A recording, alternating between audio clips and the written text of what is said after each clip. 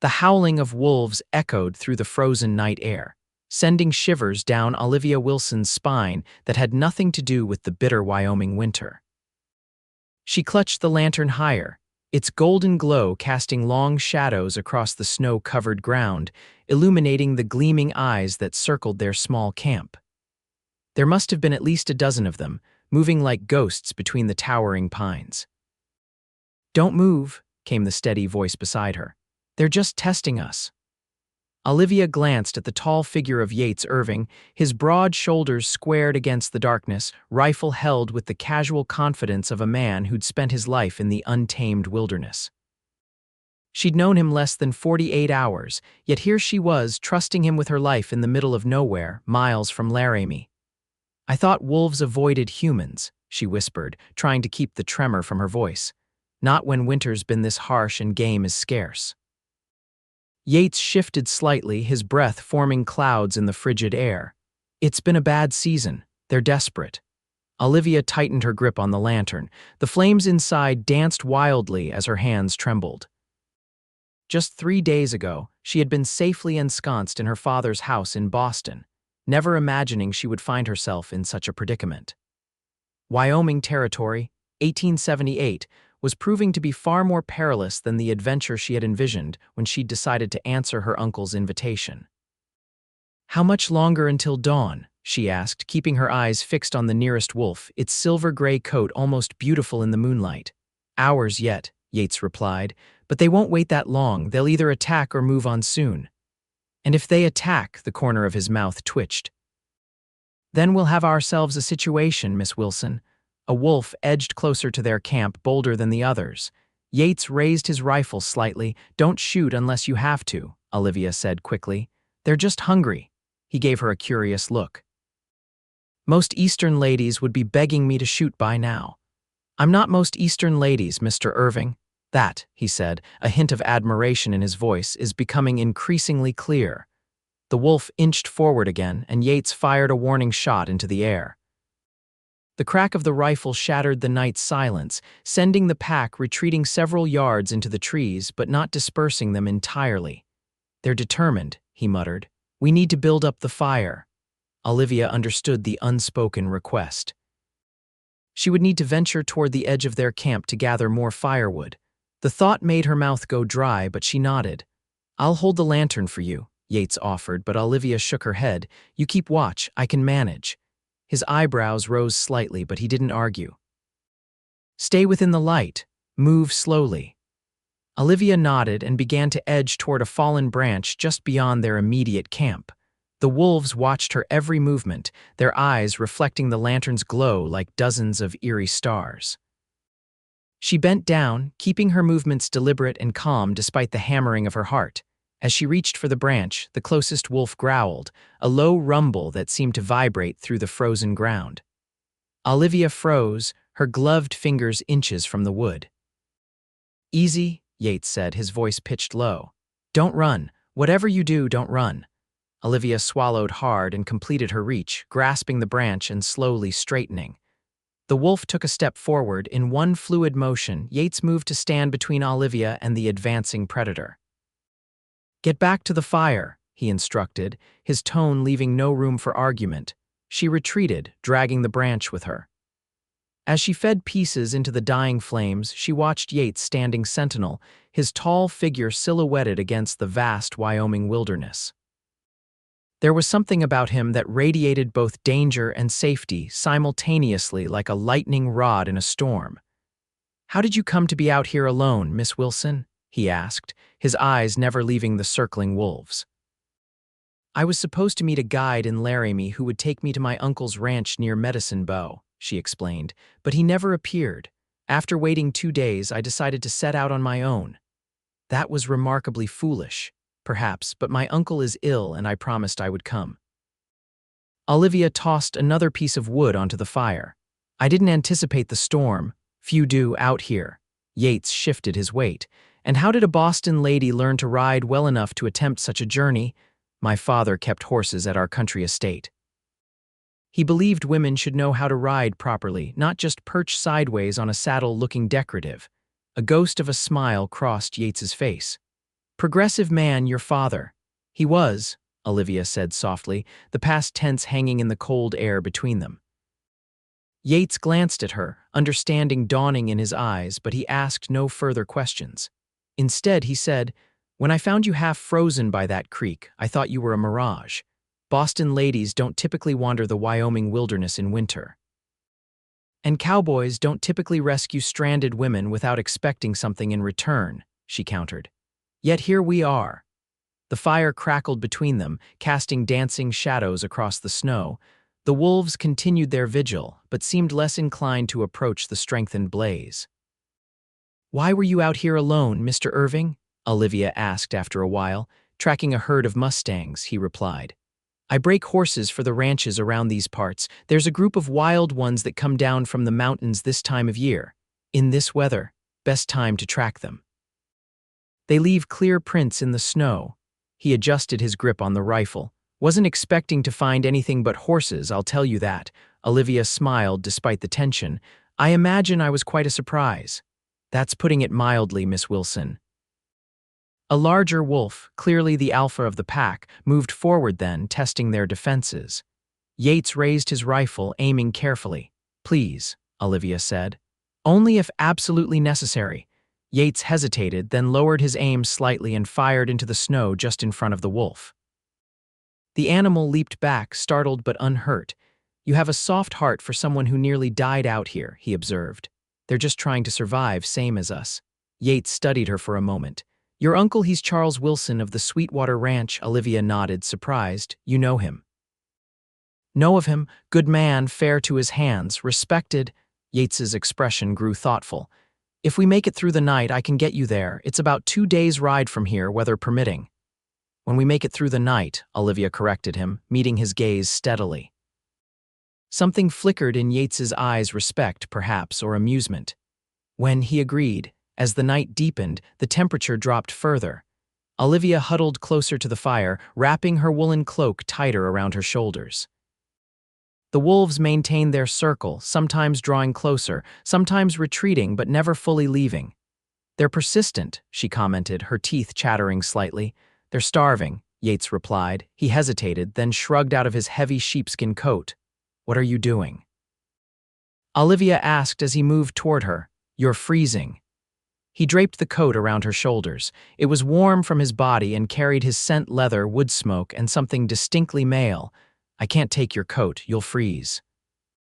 "I'm used to the cold," he said dismissively, though she noticed he moved closer to the fire. Olivia wanted to protest further, but the warmth of the coat was too tempting. She slipped her arms into the oversized sleeves. "Thank you." Yates nodded, his attention returning to the wolves. One had crept closer than before, its hunger apparently overcoming its caution. "This one's getting bold," he muttered, raising his rifle again. Just then, a distant howl echoed through the trees, different from the wolves surrounding them. The pack's ears pricked up, and several turned their heads toward the sound. "What is that?" Olivia whispered. "Another pack," Yates said, his voice tense. "Marking their territory." The alpha wolf hesitated, torn between the potential meal before it and the territorial challenge. After a moment, it raised its head and answered the distant howl with one of its own. "They're communicating," Olivia said, fascinated despite their precarious situation. "They're deciding whether we're worth the fight," Yates corrected grimly. The distant pack howled again, closer this time. The wolves circling the camp grew visibly agitated, pacing more quickly, some glancing toward the sound. "This could work in our favor," Yates said softly, "or make things twice as bad." "How so?" "If they decide to join forces, we're in trouble if they fight each other." He left the sentence unfinished. Olivia clutched the lantern tighter, its light seeming pitifully inadequate against the vast darkness. "I'm sorry I got you into this, Mr. Irving." He glanced at her, surprise evident on his weathered face. "You didn't ask to be stranded in a blizzard, Miss Wilson." "No, but if you hadn't found me, you'd be dead," he said bluntly. "And I'd be tracking mustangs without the pleasure of your company." Despite everything, Olivia felt a smile tug at her lips. "Is that what this is, a pleasure?" "Compared to most of my winters." "Yes, madam." The alpha wolf suddenly tensed, its attention fully on the forest beyond their camp. The rest of the pack followed suit, some growling low in their throats. Then, as if responding to some silent command, they began to back away. "They're leaving," Olivia breathed, hardly daring to hope. "The other pack must be closing in on their territory," Yates said, not lowering his rifle. "This isn't over yet." Sure enough, as the first group of wolves melted into the darkness, new eyes appeared higher, fiercer, belonging to a pack that moved with different purpose. "These ones look bigger," Olivia whispered. "They are mountain wolves, stronger than the prairie wolves and usually better fed." Yates shifted positions slightly, moving to stand directly between Olivia and the newcomers. "But they're also more aggressive." The new alpha emerged from the trees, a massive beast with a silver-streaked dark coat. It stood at the edge of the firelight, assessing them with an intelligence that sent chills down Olivia's spine. "Don't move," Yates warned. "This one's deciding whether we're prey." Olivia held perfectly still, hardly daring to breathe. The mountain wolf took a step forward, its powerful shoulders bunching under its thick fur. Yates aimed carefully. "I'm sorry, Miss Wilson, but I'm going to have to shoot this one." "Wait," she whispered, noticing something shift in the wolf's demeanor. It had turned its head, distracted by something beyond their camp. Then they heard the distant but unmistakable sound of horses approaching. The wolf heard it too. It hesitated, glancing once more at the humans before retreating into the shadows. Within moments, the entire pack had vanished, leaving nothing but pawprints in the snow as evidence they had ever been there. "Riders," Yates said, a note of disbelief in his voice, "out in this weather." "Is that unusual?" "Very. No one travels these parts at night in winter unless it's an emergency." They strained to see through the darkness beyond the circle of firelight. The sound of hoofbeats grew louder, accompanied by the jingle of harnesses and the creaking of leather. "Hello, the camp," called a gruff voice. "Anyone alive in there?" "We're here," Yates called back, still keeping his rifle ready. 3 riders emerged from the trees, their horses blowing clouds of steam into the cold air. They pulled up at the edge of the camp, and the lead rider dismounted, a burly man with a thick beard frosted with ice. "Thought we heard a shot," the man said, approaching cautiously. "Saw your fire from the ridge." He squinted at Yates, then broke into a grin. "Well, I'll be damned." "Yates Irving, is that you?" Yates lowered his rifle, recognition dawning on his face. "Samuel Tucker, what the hell are you doing out here? Could ask you the same." Tucker gestured to his companions, who remained mounted. "We're headed back to Laramie. Got caught in that storm 2 days ago and holed up in an old line shack until it passed." His gaze shifted to Olivia, eyes widening slightly at the sight of a woman in such remote wilderness. "Evening, madam. This is Miss Olivia Wilson," Yates introduced her. "She was on her way to her uncle's ranch when the storm hit. I found her yesterday, and we've been trying to wait out the wolves ever since." Tucker nodded toward the darkness. "Saw him running off as we approached. Nasty bunch, those mountain wolves." "You're lucky they didn't decide you looked tastier than they were scared of us." "We were just discussing that possibility," Olivia said, rising to her feet. Tucker's eyebrows rose at her refined accent. "Miss Wilson here is from Boston," Yates explained, "heading to Charles Wilson's place." "Sweetwater Ranch," Tucker whistled. "That's a good 40 miles from here." He glanced between them. "You two planning to make that journey alone?" "We hadn't sorted out the details yet," Yates said dryly. "Been a bit preoccupied with not becoming wolf dinner." Tucker chuckled. "Well, you're welcome to ride with us to Laramie. From there, you can get proper supplies and maybe join up with one of the supply wagons heading out to the ranches." Yates looked at Olivia questioningly. "What do you think, Miss Wilson?" Olivia considered their options. Her uncle was expecting her, and she was already delayed. But attempting to travel directly to Sweetwater Ranch without proper supplies would be foolish, especially after their narrow escape. Laramie seems the wiser choice, she decided. "My uncle will understand the delay if it means I arrive alive," Tucker grinned. "Smart lady. We'll camp here for what's left of the night and head out at first light." As the newcomers set up their bedrolls and added wood to the fire, Olivia found herself studying Yates. In the improved light, she could better see his features, the strong jawline partially covered by several days' worth of stubble, the lines at the corners of his eyes that spoke of years squinting against the sun, and the way his dark hair curled slightly at the nape of his neck, where it escaped his hat.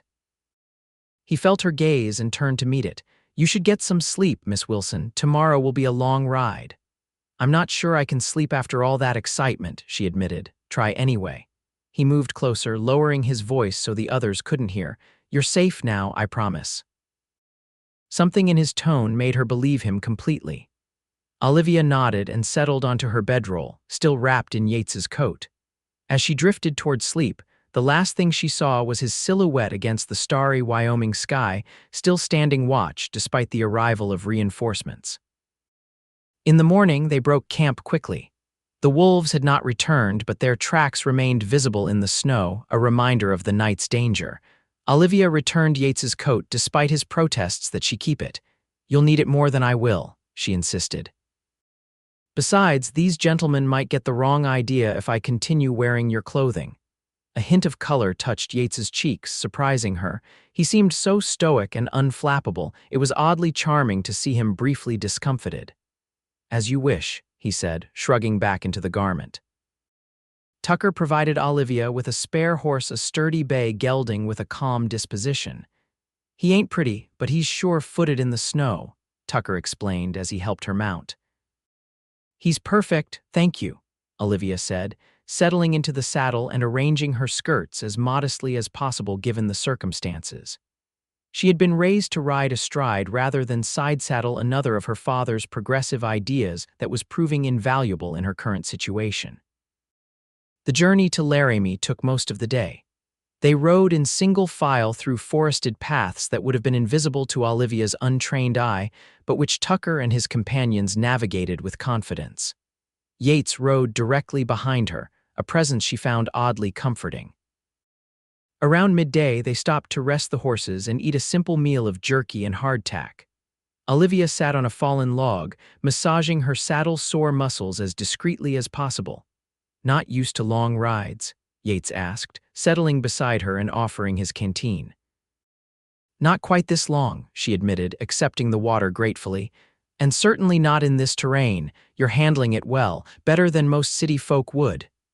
"Is that a compliment, Mr. Irving? An observation, Miss Wilson?" She took a sip of water, studying him over the rim of the canteen. "You're not what I expected when I imagined Western men. And what did you expect? Someone rougher, less considerate?" Yates's mouth quirked. "Don't be too impressed. I'm on my best behavior because we have company." He nodded toward Tucker and his men, who were checking their horses' hooves a short distance away. "And if we didn't? Then you might discover I can be quite rough indeed, Miss Wilson." Something in his tone sent a shiver through her that had nothing to do with the cold. Olivia handed back the canteen, her fingers brushing his in the exchange. "I think you underestimate my tolerance for roughness, Mr. Irving." Their eyes met, and for a moment, the wilderness around them seemed to fade away. Then Tucker called that it was time to move on, breaking the spell. As they rode into Laramie late that afternoon, Olivia was struck by the frontier town's raw vitality. Despite the winter chill, the streets bustled with activity, cowboys, merchants, and townsfolk going about their business against a backdrop of wooden buildings and boardwalks dusted with snow. "Not what you're used to, I expect," Yates commented, noticing her wide-eyed observation. "It's exactly what I imagined," Olivia replied, "though perhaps a bit more aromatic."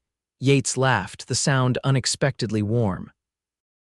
"That would be a combination of horse manure, unwashed cowboys, and whatever Lynch is serving as stew at the hotel." Tucker led them to a modest two-story building with a sign proclaiming it the Laramie Springs Hotel and Dining Establishment. "It ain't fancy," he warned Olivia, "but Mrs. Lynch keeps clean rooms and the food won't kill you." "At this point, Mr. Tucker, a roof and a bed that isn't snow sound positively luxurious," she assured him. Inside, the hotel's small lobby was warm and smelled of pine smoke and cooking. A plump woman with graying hair pinned in a severe bun looked up from behind a desk, her eyebrows rising at the sight of Olivia. "Well, now," she said, taking in Olivia's travel-worn appearance. "Don't often see a lady of quality come through those doors, especially not in such a state, Mrs. Lynch," Tucker said, removing his hat. "This is Miss Olivia Wilson. She was caught in the storm on her way to Sweetwater Ranch. We found her and Mr. Irving out near Bear Creek, surrounded by wolves. Mrs. Lynch's expression softened. Goodness, child, you must be exhausted. Samuel Tucker, why are you keeping this poor girl standing here? She bustled around the desk. Come along, Miss Wilson. I'll show you to our finest room and send up hot water for a bath. Olivia glanced back at Yates, who nodded encouragingly. Go on. You deserve a bit of comfort after what you've been through. Will you? She began, then hesitated. I'll be here, he assured her, seeming to understand her unspoken question. Got some business in town, but I'll check on you this evening if that's acceptable. Olivia nodded, surprised by how relieved she felt. Thank you, Mr. Irving, for everything. As Mrs. Lynch led her upstairs, Olivia was acutely aware of Yates's eyes following her until she disappeared from view. The finest room at the Laramie Springs Hotel was modest by Boston standards, but to Olivia, the clean bed and privacy were heaven. True to her word, Mrs. Lynch sent up buckets of hot water, and Olivia luxuriated in the first proper bath she'd had since leaving Cheyenne. As she soaked in the wooden tub, she found her thoughts returning to Yates Irving. There was something compelling about the man, a quiet strength and unexpected gentleness that contradicted her preconceptions about frontier cowboys. The way he had stood between her and danger, offering his coat despite the bitter cold, spoke of a character forged by more than just wilderness survival. A knock at the door startled her from her reverie. Miss Wilson, came Mrs. Lynch's voice, I've brought you some clean garments, Mrs. Hollister from next door is about your size and was happy to lend a dress while yours is washed. Olivia wrapped herself in a towel and cracked the door enough to accept the folded clothing. That's very kind, Mrs. Lynch. Please convey my gratitude to Mrs. Hollister. Think nothing of it, dear. Folks look out for each other out here. The older woman hesitated. That Mr. Irving, he treated you proper, did he? Olivia blinked, surprised by the question. More than proper, Mrs. Lynch. He saved my life. Good. He has a reputation as a decent man, but one can never be too careful when it comes to a lady's honor. Mrs. Lynch nodded, apparently satisfied. Dinner's at 6 in the dining room, nothing fancy, but it's hot and plentiful. After she left, Olivia examined the borrowed clothing, a simple blue calico dress with a high collar and long sleeves. It wasn't the latest Boston fashion, but it was clean and well made. She dressed quickly, grateful to be out of her travel-stained garments, and brushed out her long auburn hair, coaxing it into a simple knot at the nape of her neck. When she descended to the dining room, she found it half full of travelers and local residents. Conversation briefly paused as she entered, several heads turning to observe the newcomer, but quickly resumed with the polite disinterest of those accustomed to minding their own business. Miss Wilson. Olivia turned to find Yates rising from a corner table. He had cleaned up as well, his dark hair still damp from washing, his face freshly shaven. Without the stubble, she could better see the strong line of his jaw and the small scar that ran along his left cheek. Mr. Irving, she acknowledged, surprised by the flutter in her stomach at the sight of him. Would you care to join me? He asked, pulling out a chair. I would, thank you. She sat, noticing he had waited for her before beginning his meal. A serving girl quickly brought Olivia a plate of beef stew, cornbread, and greens, along with a cup of surprisingly good coffee. After days of jerky and hardtack, the hot meal seemed like a feast. I spoke with the station master, Yates said as they ate. There's a supply wagon heading out to the ranches near Medicine Bow day after tomorrow. He says they'd be happy to have you along. Day after tomorrow, Olivia repeated, a peculiar disappointment settling in her chest at the thought of leaving so soon. The roads should be clear enough by then, weather permitting. Yates hesitated. I thought you'd be eager to reach your uncle. I am, she assured him quickly. It's just she broke off, unsure how to explain her conflicted feelings. Just what? He prompted when she didn't continue. Olivia met his gaze. I've barely had time to thank you properly for saving my life. No thanks necessary, Miss Wilson. Anyone would have done the same. We both know that's not true. She set down her fork. You could have left me at that creek or handed me off to the first travelers we encountered. Instead, you've gone out of your way to ensure my safety and comfort. Yates looked slightly uncomfortable with her gratitude. It was the right thing to do. Nevertheless, I am grateful. On impulse, she reached across the table and laid her hand on his. Truly, Mr. Irving. His hand tensed beneath hers, warm and calloused. For a moment he seemed at a loss for words, his eyes fixed on their touching hands. Then slowly he turned his palm upward, his fingers curling gently around hers. Yates, he said quietly, if we're to be friends, you might as well use my given name. Yates, she repeated, liking the feel of it on her tongue, and you must call me Olivia. The moment stretched between them, charged with something neither was ready to name. Finally, Yates withdrew his hand, clearing his throat. Tell me about your uncle, Olivia. What brings you all the way from Boston to visit him? She accepted the change of subject gracefully. Uncle Charles is my father's younger brother. He came west 30 years ago and built Sweetwater Ranch from nothing. Father always spoke of him with such pride, though they seldom saw each other after he left Boston. And your father? Yates asked carefully, clearly remembering her earlier use of past tense. He died 6 months ago, influenza. Olivia's throat tightened briefly. He was a good man, a professor of natural philosophy at Harvard. I'm sorry for your loss, thank you. She took a sip of coffee. After he died, I found letters from Uncle Charles. In the most recent one, he mentioned he wasn't well and wished to see family again. Since I'm his only living relative besides some distant cousins in England, I decided to come. Quite an undertaking for a young woman alone. I'm 28, Mr. Irving Yates, she corrected herself. Hardly a green girl, and I've been managing my own affairs since my mother died when I was 16. Surprise flickered across his face. I would have guessed you younger. A lady never corrects a gentleman who underestimates her age, she said with a small smile. But in this case, honesty seemed prudent. 28, he repeated thoughtfully, and never married. No, though not for lack of suitors, she added, a touch defensively. I simply never met a man I wished to bind my life to. And your father's death left you free to make such a journey? In more ways than one, Olivia admitted. He left me comfortably provided for. There was no need to make a hasty match for financial security. Yates nodded, seeming to understand what she wasn't saying explicitly. Independence is valuable, more so for a woman, I expect.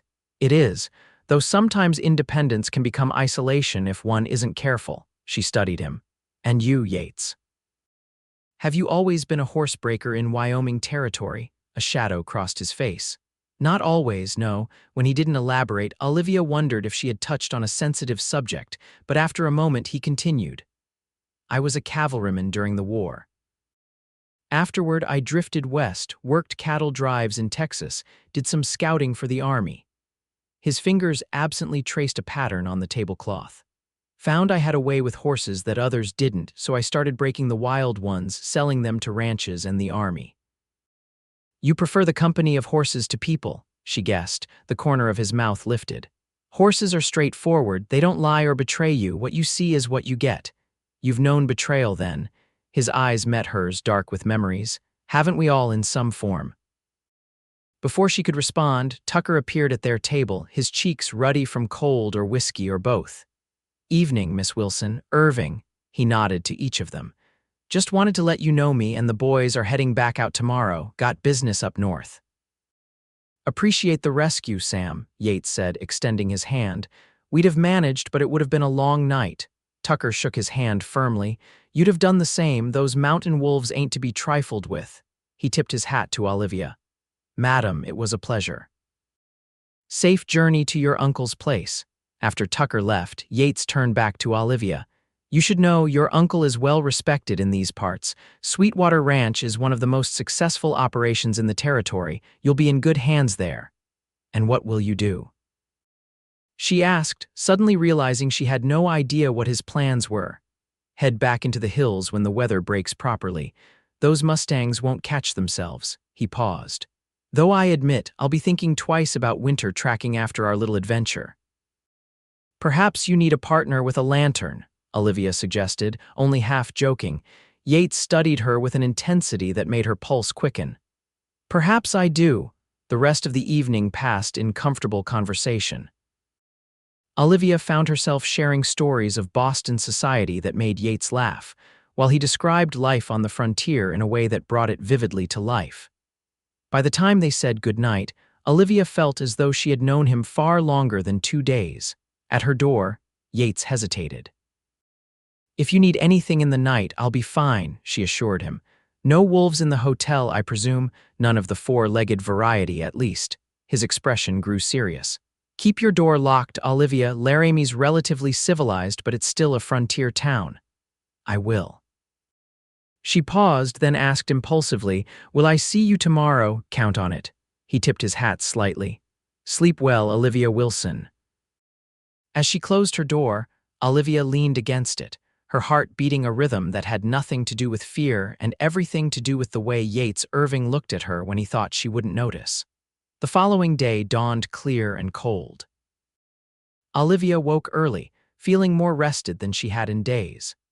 After dressing in her own clothes, now clean and pressed thanks to Mrs. Lynch, she made her way downstairs to find Yates already in the dining room, deep in conversation with a weathered man in a station master's uniform. They looked up as she approached, and Yates immediately stood. "Olivia, this is Mr. Hollister, the station master I mentioned. He's been helping arrange your transportation to Sweetwater Ranch." Mr. Hollister tipped his hat. "Madam, heard you had quite an adventure getting here." "That's one word for it," Olivia said with a smile. "I understand there's a supply wagon heading toward Medicine Bow."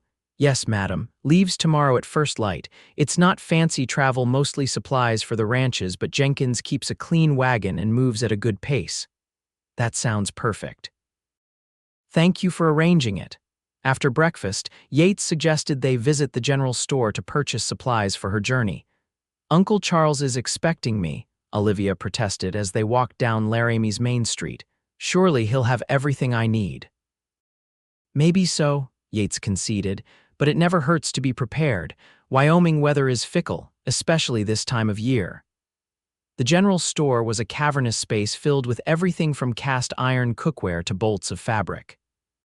The proprietor, a thin man with spectacles perched on his nose, greeted them warmly. "Mr. Irving, haven't seen you in town for months." "Been busy, Mr. Finch. This is Miss Wilson. She's heading to Sweetwater Ranch and needs some traveling supplies." Mr. Finch's eyes brightened at the prospect of a sale. "Traveling supplies, eh? Well, let's see what we can do for the lady."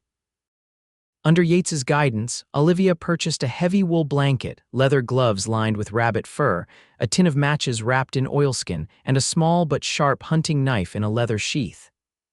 "I hardly think I'll need a knife," she whispered as Mr. Finch wrapped her purchases. "Better to have it and not need it," Yates replied. "Besides, it's small enough to fit in your boot. No one will even know you're carrying it."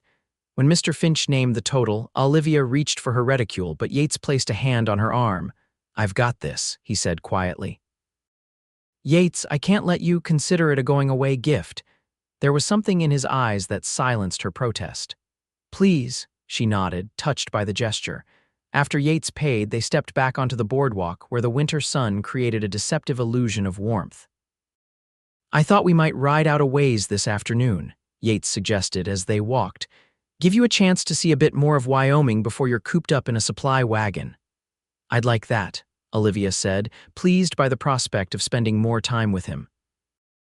They collected horses from the livery Olivia on the same bay gelding Tucker had lent her, and Yates on his own mount, a powerful buckskin with intelligent eyes. They rode at an easy pace, following a trail that led out of town and up into the foothills. "Where are we going?" Olivia asked as they left the last buildings behind. "There's a place up ahead with a view worth seeing," Yates replied. "If you're going to tell Boston about Wyoming, you should see it properly." They rode for about an hour, climbing steadily into the hills. The snow was deeper here, but the horses navigated it confidently. Finally, they emerged onto a rocky promontory that overlooked a vast expanse of wilderness. "Oh my," Olivia breathed, reining to a halt beside Yates. Below them stretched miles of untamed country rolling plains giving way to distant mountains, all blanketed in pristine white that glittered like diamonds under the winter sun. In the far distance, a herd of what might have been elk moved across a meadow while overhead an eagle soared on thermal currents. "This," Yates said softly, is why I stay despite the wolves and the winters and the loneliness. Olivia understood perfectly. The wildness of it, the sheer untamed beauty, stirred something deep within her, a yearning she hadn't known existed until that moment. It's magnificent, she said, her voice hushed. I've never seen anything like it. Most people haven't. He dismounted and offered a hand to help her down. That's why they don't understand why anyone would choose to live out here. Olivia accepted his assistance, acutely aware of his strong grip as she slid from the saddle. When her feet touched the ground, he didn't immediately release her, and she found herself standing close enough to see the flecks of gold in his brown eyes. And why do you choose it? She asked quietly. Freedom, he answered without hesitation. Out here, a man is judged by what he does, not who his father was or how he speaks. The land doesn't care about your past. It only cares if you respect it enough to survive it. Is that why you left wherever you came from? Yates released her hand and turned to look out over the vista. Partly. He was silent for a moment, then added, I was born in Virginia. My father owned a small horse farm, nothing fancy, but it was a good life. What happened? The war happened. His jaw tightened. My father and older brother died at Antietam. I survived the war, but came home to find the farm destroyed, the horses either stolen or slaughtered. There was nothing left. I'm so sorry, Yates, he shrugged, the gesture at odds with the pain in his eyes. It was a long time ago, but afterward the East held too many ghosts. I came west to outrun them, and did you outrun them? Some days. He looked at her then, really looked at her.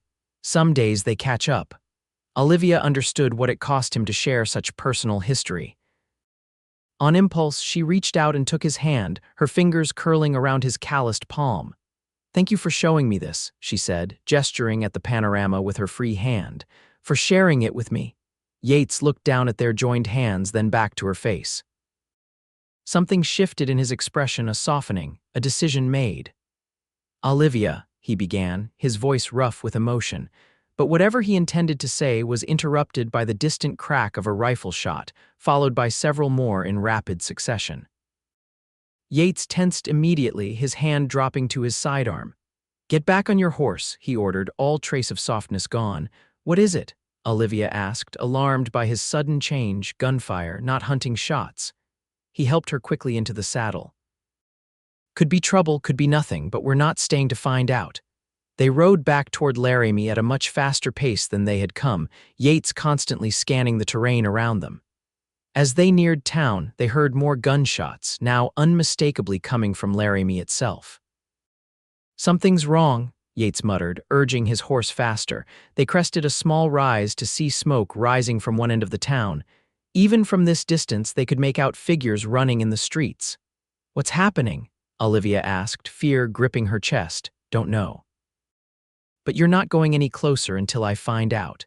Yates reined in his horse and turned to her. There's a line cabin about half a mile east of here. He pointed toward a stand of pines. Follow that tree line until you see it. Go inside and bar the door. I'll come for you when it's safe. I'm not leaving you, Olivia protested. This isn't a discussion, Olivia. His voice was firm. I can't protect you and find out what's happening at the same time. But please. His expression softened briefly. I need to know you're safe. Something in his plea reached her. Olivia nodded reluctantly.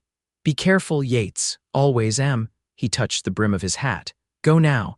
And Olivia, if I'm not back by nightfall, take the horse and head west toward Medicine Bow. Stay on the main road. Before she could respond, he wheeled his mount and rode toward the town at a gallop, leaving her staring after him with her heart in her throat. For a moment, Olivia considered ignoring his instructions and following him. But logic prevailed. She would only be a liability if there was real trouble in town. Reluctantly, she turned her horse toward the stand of pines Yates had indicated. The line cabin was exactly where he said it would be, a small, sturdy structure of logs with a stone chimney. It was clearly used by cowboys during cattle drives, basic but sound. Olivia dismounted and led her horse to a small lean-to beside the cabin, where she secured him before approaching the door. Inside, the cabin was simple, a single room with a stone fireplace, a rough-hewn table with 2 chairs, and a narrow bed pushed against one wall. It was cold and musty from disuse, but otherwise clean. Olivia barred the door as instructed, then set about making a small fire in the fireplace. There was split wood stacked beside it, and she was grateful for her father's insistence that she learn practical skills not typically taught to Boston ladies. Once the fire was crackling, providing both warmth and light, Olivia sat at the table, removed her new knife from its wrapping, and slid it into her boot as Yates had suggested. Then she waited, her ears straining for any sound of his return. Hours passed. The short winter day began to fade, shadows lengthening across the cabin floor. Olivia fed the fire and paced anxiously, alternating between worry for Yates and scenarios of what might have happened in town. When the light outside had dimmed to twilight, she heard hoofbeats approaching. Quickly, she moved to the window, peering cautiously through the dusty glass. Relief flooded her at the sight of Yates's buckskin horse, with Yates himself still in the saddle. But as he dismounted, she noticed he was moving stiffly, and when he stepped into the pool of light from the window, she saw blood on his shirt sleeve. Olivia rushed to unbar the door. "You're hurt," Yates grimaced as he stepped inside. "It's nothing, just a graze." He removed his hat, revealing a smudge of soot on his forehead. "Town had some excitement while we were gone." "What happened?" Olivia asked, helping him to a chair.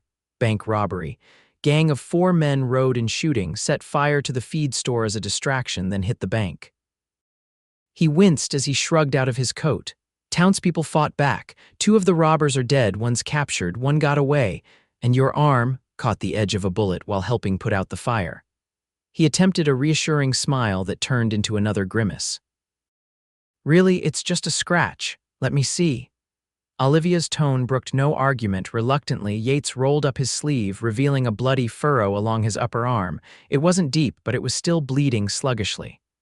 "There's a medical kit in my saddlebag," he said.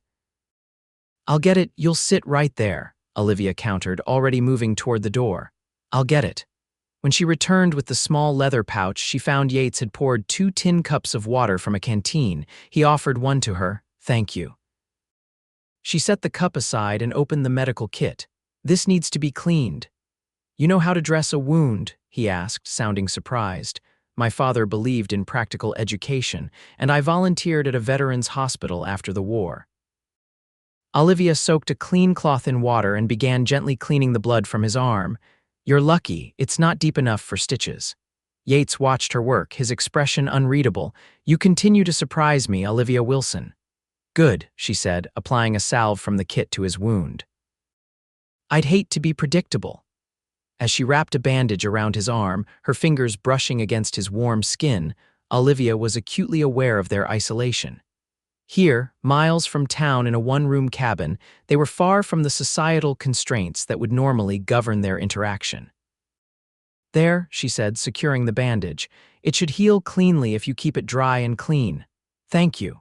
Yates flexed his arm experimentally. "Your father would be proud of your practical skills. He wanted me to be self-sufficient." Olivia put away the medical supplies. "He used to say that education without application was just decoration." Wise man. Yates took a sip of water. "It's getting late. The road back to town might not be safe with one of those robbers still at large. Should we stay here tonight?" Olivia asked, trying to keep her voice neutral. Yates nodded. "I think that's best. We can head back at first light." He glanced at the single bed. "You take the bed, I'll sleep by the fire. You're injured, you should take the bed." "I've slept in worse places than a cabin floor, Olivia." His use of her first name sent a small thrill through her, despite the circumstances. "At least let me check your wound again before you sleep." Outside, the wind picked up, whistling through the eaves of the small cabin. The temperature was dropping rapidly with nightfall, and Olivia was grateful for the fire's warmth. "Is the town all right?" she asked as she stoked the flames. "Besides the feed store, I mean. A few buildings damaged, but no townspeople killed, thank God." "Mr. Finch took a bullet in the leg, but the doctor says he'll recover." Yates leaned back in his chair, looking suddenly weary. "It could have been much worse." "And what about tomorrow? Will the supply wagon still leave for Medicine Bow?" Something flickered in Yates's eyes, hesitation, perhaps, or reluctance. "Jenkins says he's still planning to go, says it'll take more than a bank robbery to change his schedule." That's good, Olivia said, though she felt a pang at the confirmation that she would indeed be leaving Laramie and Yates in the morning. They shared a simple meal from Yates's provisions: jerky, dried apples, and hardtack sitting on either side of the small table as darkness settled completely outside. The wind continued to intensify, occasional gusts causing the cabin to creak and the fire to dance wildly in the hearth. "Storm's coming," Yates observed, glancing toward the window where snow had begun to swirl. "Might make for a rough ride tomorrow. I'm beginning to think Wyoming doesn't want me to reach my uncle's ranch," Olivia said with a wry smile, "or maybe it's trying to tell you something else entirely." Their eyes met across the table, and Olivia felt her breath catch at the intensity in his gaze. "And what might that be?" Yates seemed about to answer when a particularly violent gust rattled the cabin, sending a shower of sparks up the chimney. He rose quickly to check that no embers had escaped onto the floor. "We should get some rest," he said after ensuring all was safe. "Morning will come early." Olivia nodded, suddenly feeling the exhaustion of the day catching up with her. She moved to the bed, hesitating only slightly before removing her boots and outer jacket. It would be improper to sleep in such close proximity to a man who wasn't her husband, but the circumstances hardly allowed for conventional propriety. Yates spread his bedroll near the fire, his movements somewhat hampered by his injured arm. When he winced while trying to arrange his saddle as a pillow, Olivia made a decision. "This is ridiculous," she said. "The bed is wide enough for both of us if we're careful." "You're injured and it's freezing. We can share the bed without compromising either of our virtues." Yates looked at her in surprise. "Olivia, that wouldn't be proper. Neither is letting you suffer needlessly." She folded her arms. "I trust you, Yates, and I think you trust me." He hesitated, clearly torn between propriety and practicality. "Are you certain?" "I am." She patted the space beside her. "Come, I promise not to take advantage of you in your wounded state." That drew a reluctant smile from him. "I appreciate your restraint." After another moment's consideration, he nodded. "All right, but I'll stay on top of the blankets." "Don't be absurd, it's too cold for that." In the end, they compromised. Both remained partially clothed, with the blanket serving as a barrier between them. They lay side by side, careful not to touch, though Olivia was acutely aware of his warmth and the sound of his breathing. "Olivia," Yates said softly after they had been quiet for some time. "Yes. What will you do after you've visited your uncle?" The question surprised her. She hadn't thought much beyond reaching Sweetwater Ranch. "I'm not sure. Return to Boston, I suppose. That's where my life is." "Is it? Your life, I mean." Olivia turned her head to look at him, though she could see little more than his silhouette in the firelight. "What do you mean?" "You've traveled all this way alone. That suggests a certain independence of spirit. Boston society doesn't seem like a natural home for someone like you." His observation struck closer to the truth than she cared to admit. "I've often felt like a misfit there," she confessed. "Too opinionated, too interested in things ladies shouldn't concern themselves with. Like practical medicine and wilderness survival." There was a smile in his voice. "Precisely." She turned her gaze to the ceiling. "But where else would I go? What else would I do?" The wind howled outside as if emphasizing the question. For a long moment, Yates was silent. "You could stay," he finally said, so quietly she almost didn't hear him over the storm. "Stay in Wyoming. It's wild and hard and sometimes dangerous," he acknowledged, "but it's also free. People here judge you on your mettle, not your manners." Olivia let the possibility unfurl in her mind like a flower opening to the sun. Stay in Wyoming. The idea was simultaneously terrifying and exhilarating. "I hardly know anyone here," she said, though it wasn't really an objection. "You know me." Yates's voice had dropped to a whisper. "And your uncle." "Yes," she agreed softly. "I know you." Something in her tone made him turn toward her. In the dim light, she could just make out his features, his eyes searching hers. "Olivia," he began, then stopped, seeming to struggle for words. "Yes," she prompted, her heart suddenly racing. "I know we've only known each other a few days. I know it's madness, but I can't bear the thought of you leaving tomorrow and never." He trailed off. "Never what?" Her voice was barely audible. Instead of answering with words, Yates reached across the space between them and gently touched her cheek. The contact sent a jolt through Olivia's entire body. "May I?" he asked, his gaze dropping to her lips. In answer, Olivia leaned forward, closing the distance between them. Their lips met softly, tentatively at first, then with growing certainty. Yates's hand moved to cup the back of her neck, drawing her closer. Olivia's fingers found the front of his shirt, curling into the fabric. When they finally broke apart, both were breathing rapidly. Yates rested his forehead against hers. "I've been wanting to do that since I found you by that creek," he admitted. "Even when I was half frozen and bedraggled," she teased, "especially then. You looked like a wildcat, all claws and determination." Olivia laughed softly. "Not exactly a flattering comparison. It was to me." Yates brushed a strand of hair from her face. "I've known plenty of proper ladies, Olivia, but I've never met one with your spirit." The compliment warmed her more than the fire. "And I've never met a man who didn't try to tame that spirit. I wouldn't dream of it. It's what makes you. You." They kissed again, deeper this time, with an urgency that surprised them both. Yates's hand slid down to her waist, pulling her closer, while Olivia's arms wound around his neck, careful of his injured arm. It was Yates who finally pulled back, his breath ragged. "We should stop," he said reluctantly, "or I won't be able to." Olivia nodded, though part of her wanted nothing more than to continue. "You're right," she touched his face gently, "but I don't regret it, nor do I." He pressed a final, soft kiss to her forehead. "Now sleep if you can, tomorrow will bring decisions enough." Despite the storm raging outside and the tumult of emotions within, Olivia found herself drifting toward sleep, comforted by Yates's solid presence beside her. Her last conscious thought was that perhaps Wyoming was exactly where she belonged after all. She woke to pale light filtering through the cabin's small window and the smell of coffee brewing. Yates stood by the fire, his back to her as he tended a small pot. "Morning," he said without turning, somehow sensing she was awake. "Good morning."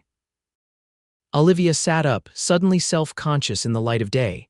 "How's your arm?" "Better." He turned, offering her a tin cup of coffee.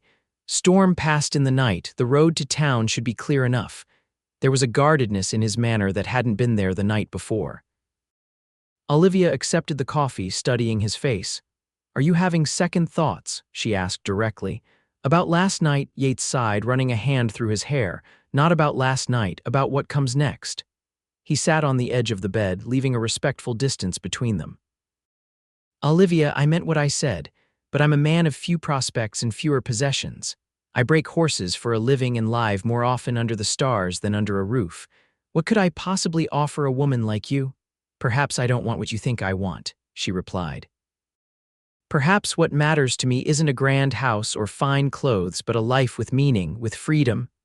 "And what about Boston? Your home, your friends?" "Boston will always be there." She set down her coffee and took his hand. "But I'm beginning to think my future lies elsewhere." Uncertainty and hope warred in Yates's expression. "Are you saying you're considering staying in Wyoming?" "I'm saying I'm considering it." She squeezed his hand. "But first I need to see my uncle. That's why I came all this way after all." Yates nodded slowly. "Of course, family comes first." "But after that?" Olivia met his gaze steadily. "After that, I'd like to see where this might lead." A smile broke across Yates's face, transforming his features. "I'd like that too." He lifted her hand to his lips. "More than I can say." The ride back to Laramie was filled with a new awareness between them. They spoke of practical matters, the supply wagon journey, her uncle's ranch, what she might expect there, but beneath the conversation ran an undercurrent of possibility neither could ignore. Laramie showed signs of the previous day's excitement. The damaged feed store was being repaired, and a crowd was gathered outside the sheriff's office, presumably discussing the captured bank robber. But life was continuing, the resilience of frontier towns evident in the business being conducted as usual. At the hotel, Mrs. Lynch greeted them with raised eyebrows but no direct questions about their overnight absence. She simply informed Olivia that her traveling trunk had been loaded onto Jenkins's supply wagon, which would leave in 2 hours. "Best get yourself ready, dear," she advised. "Jenkins is punctual to a fault." Upstairs, Olivia changed into her traveling clothes and packed the few items she had kept with her. When a knock came at her door, she opened it to find Yates, hat in hand. I spoke with Jenkins, he said. He's planning to make it to the Parker Way station by nightfall. It's about halfway to your uncle's ranch. Will you be coming? Olivia asked, hoping the answer was yes. Yates shook his head. I have business to finish here in Laramie, but he hesitated. If you're still of the same mind after visiting your uncle, send word to Mrs. Lynch. She knows how to reach me. Disappointment mingled with understanding in Olivia's heart. I will, though I don't expect my mind to change. Even so, he took her hand. Your uncle may need you, Olivia. I wouldn't want to interfere with that. Thank you for understanding. She stepped closer, propriety be damned. But I will send word, Yates, count on it. He kissed her then, briefly but with feeling. I'll be waiting. The supply wagon was an unglamorous but practical vehicle, a large covered wagon loaded with supplies for the outlying ranches, with a small space arranged among the cargo for Olivia. The driver, Jenkins, was a taciturn man of about 50 with a weather-beaten face and capable hands. Miss Wilson, he acknowledged as Yates helped her up to the seat beside him. Heard you had some trouble on your way here. Nothing Mr. Irving couldn't handle, she replied with a smile. Irving's good in a tight spot, Jenkins agreed, nodding to Yates. We'll take good care of your lady, Irving. Get her to Sweetwater safe and sound. Appreciate that, Jenkins. Yates adjusted Olivia's traveling blanket, his fingers lingering on hers. Safe journey, Miss Wilson. Thank you for everything, Mr. Irving. Their formal words belied the emotion in their eyes. As the wagon pulled away, Olivia looked back to see Yates standing in the street, watching until they turned the corner and he disappeared from view. The journey to Sweetwater Ranch took 3 days. They spent the first night at the Parker Way station as planned, the second at a small homestead whose owners welcomed travelers, and the third on the trail, camping under the vast Wyoming sky that had so captivated Olivia from the promontory. Jenkins proved to be more talkative once they left town, sharing stories of his 30 years in the territory and offering insights into the character of Charles Wilson. Your uncle's a fair man, he told Olivia as they neared Sweetwater Ranch on the 3rd day. Tough but fair. Treats his hands well. Built that ranch from nothing but determination and hard work. My father always spoke highly of him, Olivia said, though they hadn't seen each other in years. Different paths, I expect, Jenkins commented. Not everyone's cut out for frontier life. And you think my uncle was born for it, I'd say. Some men just belong out here. Jenkins gave her a sidelong glance. Takes a certain kind of woman to thrive out here too. Not many Eastern ladies adapt well. I suppose we'll see if I'm one of them, Olivia replied with more confidence than she felt. They crested a rise, and suddenly Sweetwater Ranch spread before them, a substantial main house of squared logs, several outbuildings, corrals, and pastures stretching toward distant hills. Smoke curled from the chimney of the main house, and figures moved about the yard, attending to end-of-day chores. There she is, Jenkins said with a note of pride, as if he had built the ranch himself. Finest spread in this part of Wyoming territory. As they approached, a man emerged from the main house tall and lean, with silver hair and a bearing that suggested both authority and weariness. That's him, Jenkins confirmed. Charles Wilson himself. Olivia felt a flutter of nerves. This man, her father's brother, was nearly a stranger to her. What would he make of his Eastern niece arriving unannounced? Would he welcome her or consider her a burden? The wagon rolled into the yard, and Charles Wilson approached, shading his eyes against the late afternoon sun. Jenkins, he called. Wasn't expecting you until tomorrow. Made good time, Mr. Wilson, Jenkins replied, setting the brake, and I've brought you a visitor. Charles looked up at Olivia, confusion crossing his weathered features. Then recognition dawned, and his expression softened. Olivia, Henry's girl, Uncle Charles. Olivia smiled, relieved at the warmth in his voice. I received your letters. I hope you don't mind the surprise. Mind, good heavens, child, come down from there. He moved forward to help her from the wagon. Jenkins, why didn't you tell me you were bringing my niece? Didn't know she was your niece until we were halfway here, Jenkins said with a chuckle. Just knew she was heading to Sweetwater. Once on the ground, Olivia found herself enveloped in a bear hug from her uncle. He smelled of tobacco and leather, and his embrace was surprisingly strong for a man his age. "Let me look at you," he said, holding her at arm's length. "You're the image of your mother. How is Henry? Why didn't he come with you?" Olivia's smile faltered. "Father passed away 6 months ago, Uncle Charles. Influenza." Pain flashed across the older man's face. "Oh, my dear girl, I'm so sorry." He embraced her again, gentler this time. "I hadn't heard. The mail is so unreliable out here." "It's all right," Olivia assured him. "He went peacefully with me at his side." Charles nodded, emotion making him momentarily speechless. "Well," he finally said, "you're here now, and you're welcome for as long as you wish to stay." He turned toward the house. "Martha, Martha, come see who's arrived." A woman appeared in the doorway, plump, with graying hair and a kind face. "What's all the commotion, Charles?" "Oh," she spotted Olivia and hurried forward. "Is this your niece, the one from Boston?" "Martha, this is Olivia Wilson, Henry's daughter." "Olivia, this is Martha, our housekeeper and the finest cook in Wyoming territory." Martha wiped her hands on her apron before offering one to Olivia. "Pleased to meet you, Miss Wilson. We've heard so much about you from Mr. Wilson's letters."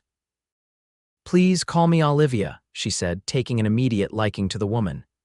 "And I'm delighted to meet you too." "You must be exhausted after your journey," Martha said, taking charge. "Come inside. I've got stew on the stove and fresh bread just out of the oven. We'll get you settled and fed, and then you can rest." As Olivia was ushered toward the house, she glanced back at Jenkins, who was already unloading supplies. "Thank you for bringing me safely, Mr. Jenkins." He touched his hat. "My pleasure, Miss Wilson. Hope you find what you're looking for out here." The interior of the ranch house was surprisingly comfortable, rustic, but clean, with sturdy furniture, colorful woven rugs, and walls adorned with paintings of Wyoming landscapes. A fire crackled in a massive stone fireplace, and the smell of cooking filled the air. "It's lovely," Olivia said sincerely, taking in the main room with its large windows overlooking the ranch yard. "It's home," Charles said simply. "Not as grand as what you're used to in Boston, I expect, but it suits us." "I think it's perfect, Uncle." Martha showed Olivia to a small but well-appointed bedroom off the main hallway. "This was meant to be a guest room," she explained, "though we don't get many visitors out here. The washroom is just down the hall. I've put fresh towels there for you." "Thank you, Martha. You're very kind." "It's nothing, dear. It's just nice to have another woman in the house." Martha patted her arm. "Now get freshened up and we'll have supper waiting when you're ready." Left alone, Olivia moved to the window, gazing out at the ranch as the sun began to set behind distant mountains. This was Yates's world, vast, beautiful, and demanding. Could it be hers too? Over the next few days, Olivia settled into the rhythm of Sweetwater Ranch. She rose early, helped Martha with breakfast, then spent the mornings with her uncle, learning about the ranch operations or listening to stories of his early days in Wyoming. In the afternoons, she often rode out with him to check on cattle or visit neighboring ranches. Charles Wilson proved to be everything her father had described: intelligent, straightforward, and deeply connected to the land he had cultivated. Though he admitted the illness he had mentioned in his letters, a heart condition that occasionally left him short of breath, he remained active in the daily running of the ranch. "The doctors in Cheyenne say I should take it easier," he told Olivia one evening as they sat before the fire. "But what would I do with myself? This ranch is my life's work." "I understand," Olivia said. "Father was the same way with his research. He worked until the very end." Charles nodded, a sadness crossing his features. "Henry always was dedicated." "I regret we didn't see more of each other over the years." "He regretted it too," Olivia said softly. "He kept all your letters, read them often." "Did he?" Charles seemed touched by this revelation. "We were close as boys, you know." "Different as could be him with his books, me always wanting to be outdoors but close nonetheless. He told me stories about your adventures, how you once built a raft and tried to sail it down the Charles River." Charles laughed. "Lord, I'd forgotten about that. We nearly drowned ourselves." His expression grew thoughtful. "You know, Olivia, having you here, it's like having a piece of Henry back, and I'm grateful for that."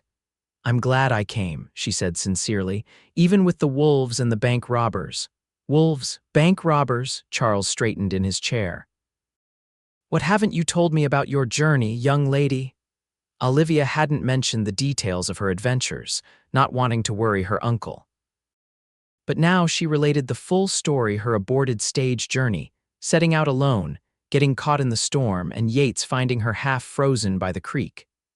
She told of the wolves circling their camp, of Tucker and his men arriving just in time, and of the bank robbery in Laramie.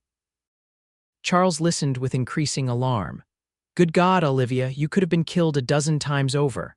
But I wasn't," she pointed out, "and I learned a great deal about myself in the process." "And about this Yates Irving, it seems," her uncle observed shrewdly. "You speak of him with particular warmth." Olivia felt a blush rising in her cheeks. "He saved my life, Uncle Charles, MMM. Charles studied her face. "I know Irving by reputation, good man, excellent with horses, keeps to himself mostly." He took a sip of his after-dinner brandy. "Also know he's never shown interest in settling down. Until now, perhaps." "I wouldn't presume, wouldn't you?" Charles interrupted gently. "A man doesn't risk his life against a wolf pack for a woman he feels nothing for." Olivia couldn't suppress a small smile. "We did form a connection." "I thought as much." Charles leaned forward, his expression serious. "Olivia, I invited you here because I'm not a young man anymore, and I wanted to know my brother's child before it was too late. I had no agenda beyond that, but now that you're here, I find myself wondering." "Wondering what?" "If perhaps Sweetwater might become your home." He gestured around them. "This ranch represents everything I've built in this life. Someday it will need someone to carry it forward." Olivia stared at him, stunned. "Uncle Charles, are you suggesting that you consider staying?" "Yes, I am." He held up a hand to forestall her response.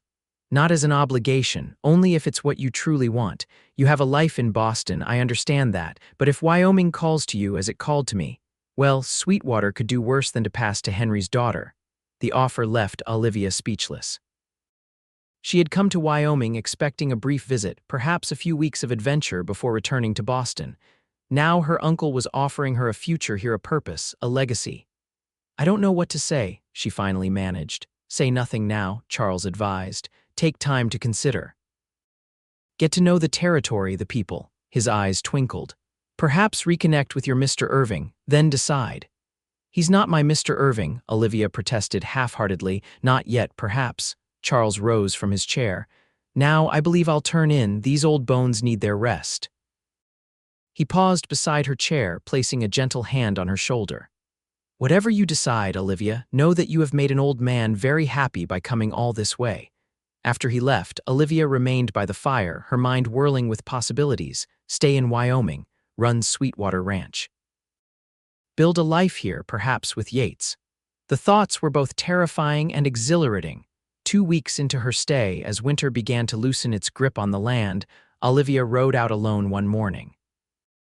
She had grown comfortable with the area around the ranch, and Charles trusted her abilities enough to allow her these solitary excursions.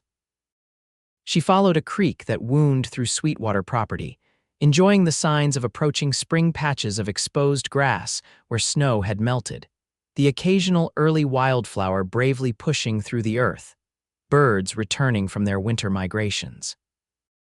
As she crested a small hill, she spotted a rider in the distance, moving steadily towards Sweetwater.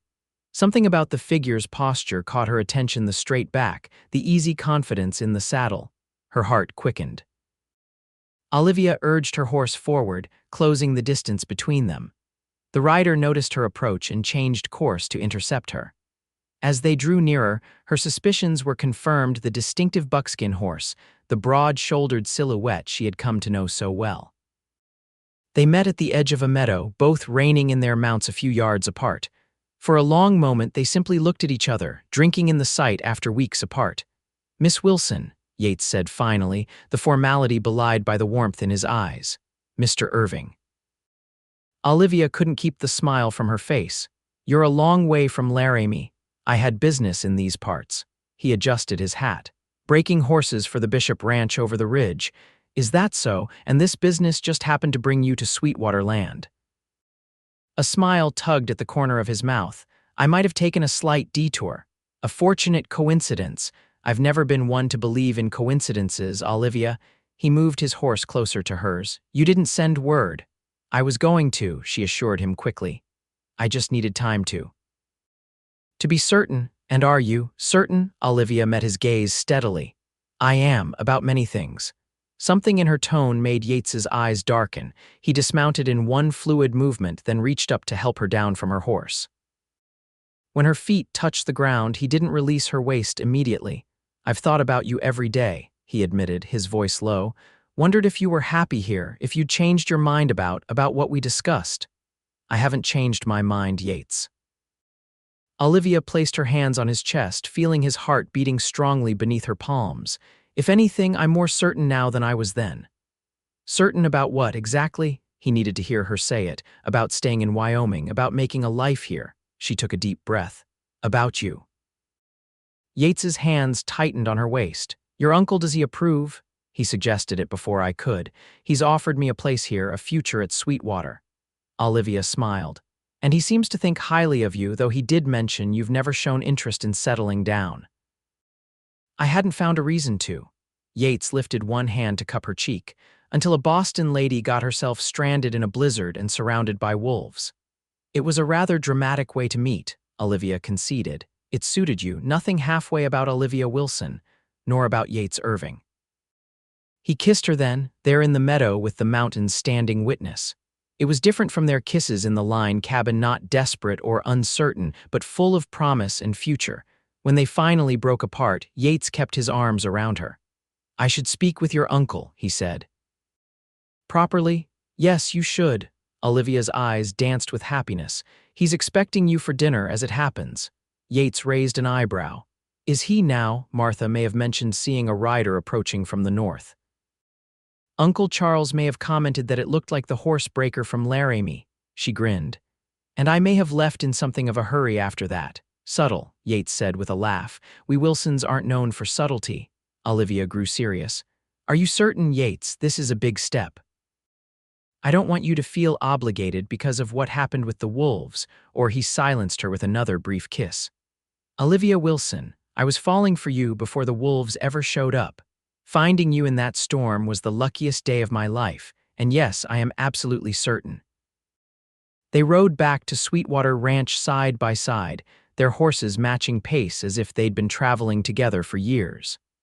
As the ranch buildings came into view, Olivia felt a sense of rightness settle over her. This place, this man, this life, it was where she belonged. Charles was waiting on the porch as they rode into the yard, his expression knowing but pleased. Irving, he called in greeting. About time you showed up, beginning to think I'd have to send a formal invitation. Yates dismounted and approached the older man, hand extended. Mr. Wilson. Thank you for having me. Man who saved my niece from wolves and bank robbers is always welcome at Sweetwater. Charles clasped Yates's hand firmly. Though I expect you're here for more than just my hospitality. Yes, sir, I am. Yates glanced at Olivia, drawing strength from her smile. I'd like to speak with you about Olivia, about my intentions. Charles nodded, his eyes twinkling. Thought you might. He clapped Yates on the shoulder. Come inside, son, we'll talk while Martha finishes dinner. As the two men disappeared into the house, Olivia remained in the yard, her heart full to bursting. The Wyoming territory had tested her in ways she never imagined when she left Boston through blizzards and wolves, through danger and isolation. But it had also given her gifts beyond price, self-reliance, purpose, and a love as vast and powerful as the land itself. The future stretched before her like the view from that promontory, wild, challenging, and beautiful beyond words. And like the woman who had faced down wolves with nothing but a lantern and determination, Olivia Wilson was ready to embrace it fully. As the sun began its descent toward distant mountains, painting the ranch in hues of gold and amber, Olivia caught a movement at the edge of the yard. A lone wolf stood in the shadows of the pines, watching her with intelligent eyes. For a moment, they regarded each other, woman and wolf, both survivors in this untamed land. Then the wolf turned and loped away, disappearing into the wilderness that had brought Olivia and Yates together. She smiled, offering a silent thank you to the creatures that had circled their winter camp all those weeks ago, inadvertently changing the course of two lives forever. Dinner that evening was a celebration. Charles produced a bottle of fine brandy he'd been saving for a special occasion, and Martha outdid herself with a feast that would have impressed even Boston society. Yates and Olivia shared glances across the table, their happiness too large to be contained in words. After the meal, Charles raised his glass. "To new beginnings," he said. "To family, both the one we're born with and the one we choose." They drank the toast, and Olivia felt tears prick her eyes. Her father would have approved, she thought. He had always encouraged her to follow her heart, to live authentically rather than conventionally. In choosing Wyoming and Yates, she was honoring that legacy. Later, as the moon rose over Sweetwater Ranch, Yates and Olivia walked in the yard, her hand tucked securely in the crook of his arm. "Your uncle is a remarkable man," Yates said. "He offered us the north section to build on, said we could start our own branch of Sweetwater there." "And what did you tell him?" Olivia asked, though she already knew the answer from his expression. "I told him we'd be honored." Yates stopped walking and turned to face her. "If that's what you want, Olivia, I meant what I said before. I don't have much to offer except hard work and devotion." "Those are the only things that matter," she assured him. "The rest we'll build together." He drew something from his pocket, a simple band of silver, unadorned but beautifully crafted. "I had this made in Laramie before I left," he explained. "It's not fancy, but it's perfect," Olivia interrupted, holding out her hand. Yates slid the ring onto her finger, then lifted her hand to his lips. "I love you, Olivia Wilson. Have since you stood in the snow holding that lantern, refusing to show fear even with wolves at our backs. And I love you, Yates Irving, have since you gave me your coat despite the freezing cold." She reached up to touch his face. "We make a good team, don't you think?" "The best." He pulled her close. "Wolves don't stand a chance against us." In the spring, when the snow had fully retreated and wildflowers carpeted the meadows, they were married at Sweetwater Ranch. It was a simple ceremony, attended by ranch hands, neighbors, and a few friends from Laramie, including Tucker, who had insisted on riding 2 days to witness the event. Charles gave away the bride, his face beaming with pride and joy. Martha cried through the entire ceremony, and even the minister seemed moved by the evident love between the couple. As Olivia and Yates spoke their vows beneath an arch of early roses, a distant howl echoed from the hills, a lone wolf calling to its pack. The coincidence made Olivia smile through her tears and Yates squeeze her hand a little tighter. "I take this as a good omen," she whispered to him. "As do I," he agreed, "though let's hope they keep their distance this time." Their first year together was one of hard work and abundant happiness. True to his word, Charles gave them the north section of Sweetwater, and they built a modest home there, with corrals for Yates's horses and a garden plot for Olivia's experiments in high country gardening. Yates continued breaking horses, but now he did it for Sweetwater first, building up the ranch's reputation for fine mounts. Olivia, drawing on her father's scientific teachings, kept meticulous records of breeding lines and training methods, creating systems that impressed even veteran ranchers. They weathered their first challenges together: a summer drought that threatened the grazing lands, a controversy over water rights with a neighboring ranch, an early winter storm that caught them by surprise. Through it all, their partnership only strengthened, each difficulty overcome together becoming another bond between them. "You were right," Olivia told Yates one evening as they sat on their porch, watching the sunset paint the distant mountains. "This life suits me better than Boston ever did." "I never doubted it," he replied, his arm around her shoulders. "You were born for this, Olivia, just took you a while to find your way here." She leaned into his embrace, content in a way she had never imagined possible. "Do you ever think about that night with the wolves?" "Often," he admitted. "I dream about it, sometimes you standing there with that lantern, refusing to let me shoot unless absolutely necessary." "They were just hungry," Olivia said, echoing her words from that night. Maybe they were messengers of a sort." He kissed the top of her head. "Bringing us together in the most unlikely way." The following spring brought new life to their corner of Sweetwater. Olivia's garden flourished, the horse herd grew with promising new foals, and in the midst of it all, Olivia discovered she was expecting their first child. "A Christmas baby," she told Yates when she shared the news, watching his face transform with wonder and joy. "Are you sure? Are you well?" His hands hovered over her, uncertain where to touch, how to contain his excitement. "I'm certain, and I'm perfectly well." She took his hands and placed them on her still flat stomach. Dr. Miller confirmed it yesterday when I was in town. Yates dropped to his knees before her, pressing his ear against her abdomen as if he might already hear the tiny life within. "Hello in there," he whispered. "I'm your father, and I promise to teach you everything I know about horses and the land and the stars." Olivia laughed, running her fingers through his hair. "And I'll teach our child about books and science and how to stand strong when wolves circle the camp." Yates looked up at her, his eyes shining with unshed tears. "Our child will have the best of both worlds, your intelligence and my stubbornness." "A formidable combination," she agreed, helping him to his feet. "Come, we should ride to the main house and tell Uncle Charles. He'll be overjoyed." Charles was indeed ecstatic at the news, immediately declaring that the baby would someday inherit all of Sweetwater. "The continuation of the Wilson legacy," he proclaimed proudly, "though I suppose it will be a Wilson Irving legacy now." As Olivia's pregnancy progressed, their home expanded as well. Yates and the ranch hands added a nursery to the cabin, complete with a rocking chair Yates carved himself and a cradle sent all the way from Boston by Olivia's former neighbors. In December, as the first snow of winter dusted Sweetwater Ranch, Olivia gave birth to a healthy son. They named him Henry Charles Irving, honoring both Olivia's father and uncle.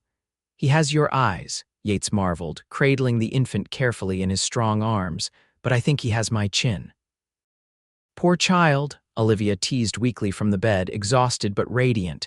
"He'll be stubborn as a mule. Good thing, too, in this country." Yates placed their son in her arms, then sat beside her, his arm protectively around them both. "I never thought I could be this happy, Olivia. Never thought I'd have a family again after losing everyone in the war. And I never thought I'd find a home so far from where I began," she replied, leaning against him. "Yet here we are." Outside, snow began to fall more heavily, and with it came the distant sound of wolves howling in the hills, not threatening, but rather a reminder of the wild beauty that had brought them together. Yates rose to stoke the fire, ensuring the cabin remained warm and secure against the winter night.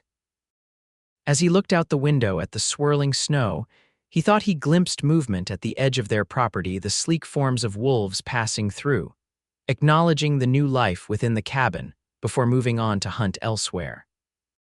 He returned to Olivia's side, taking her hand as she nursed their son. "I saw them," he said quietly, "our wolves." Olivia smiled, understanding perfectly. "They're wishing the baby well," she said, "in their own way."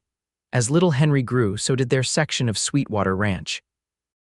By his 5th birthday, they had expanded to include a herd of cattle alongside Yates's horses, and Olivia had established a small school for the children of neighboring ranches, teaching them the same blend of practical skills and book learning her father had taught her.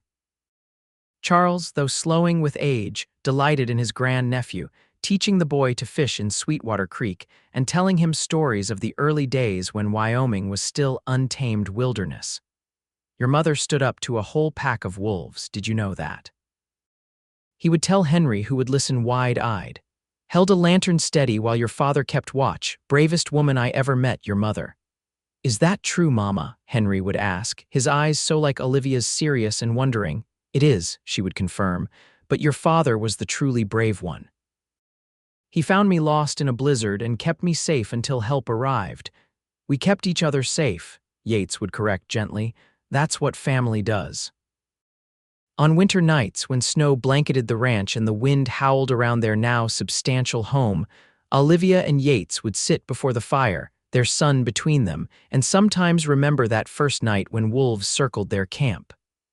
"Were you scared, Papa?" Henry would ask.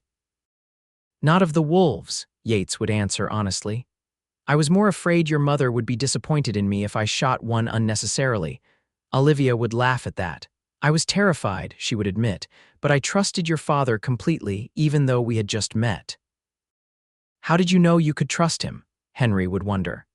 "Sometimes," Olivia would say, meeting Yates's eyes over their son's head, "you just know when you've found the person you're meant to stand with against whatever circling dangers the world contains." And Yates would reach across to take her hand, both of them silently acknowledging the truth of it, that sometimes love arrives in the most unlikely circumstances, testing you with danger before rewarding you with joy. As the years passed, Henry was joined by two sisters, Elizabeth Martha and Sarah Jane. Sweetwater Ranch thrived under the combined care of the Wilson Irving family, becoming known throughout Wyoming territory for its fine horses, healthy cattle, and warm hospitality. Charles lived to see all three of his grandnieces and nephews grow into their early years, passing peacefully in his sleep one winter night with Olivia at his side, having just finished telling Henry a bedtime story. He went as he would have wanted, Olivia told Yates through her tears. Surrounded by family, with Sweetwater secure for the next generation. The legacy Charles and Olivia's father had built continued to grow and evolve. When Wyoming became a state in 1890, the Wilson Irving family was among those celebrating the milestone. Olivia, drawing on the progressive values her father had instilled in her, became an advocate for women's suffrage, proudly casting her vote in Wyoming's first state election, a right denied to women in most other states at that time. Through it all, through the hardships and joys, the successes and setbacks inherent in ranch life, Olivia and Yates remained each other's foundation. Their love, forged in that desperate night with wolves circling and a lantern held high, only deepened with each passing year. On the 20th anniversary of their meeting, Yates took Olivia back to the spot where he had found her half frozen by the creek. The landscape had changed little in 2 decades, the creek still bubbled beneath a thin crust of winter ice, the pines still stood sentinel against the vast Wyoming sky. "I almost rode past you that day," Yates admitted as they stood hand in hand at the creek's edge. "Thought you were a bundle of clothes someone had dropped." "Thank God you looked closer," Olivia said, squeezing his hand. "Best decision I ever made." He turned to her, his face lined now with 20 years of sun and wind and laughter. "Would you do it all again, Olivia, if you could go back to Boston, knowing what you know now about the hardships of this life?" She didn't hesitate. "In a heartbeat." "Every blizzard, every drought, every difficult birth of man or beast, I would choose it all again to have this life with you." Yates pulled her close, his arms as strong at 48 as they had been at 28. "Even the wolves, especially the wolves," she said with a smile. "They brought us together after all." As if summoned by her words, a lone howl echoed through the trees, distant but distinct. Olivia and Yates exchanged a look of wonder, then laughed together at the perfect timing. "Still watching over us," Yates said. "Still reminding us of where we began," Olivia agreed. Hand in hand, they mounted their horses and rode back toward Sweetwater Ranch, toward the home they had built, the family they had created, and the love that had started on a desperate winter night when wolves circled the camp. A cowboy stood watch, and a woman from Boston held the lantern high, illuminating a future neither of them could have imagined.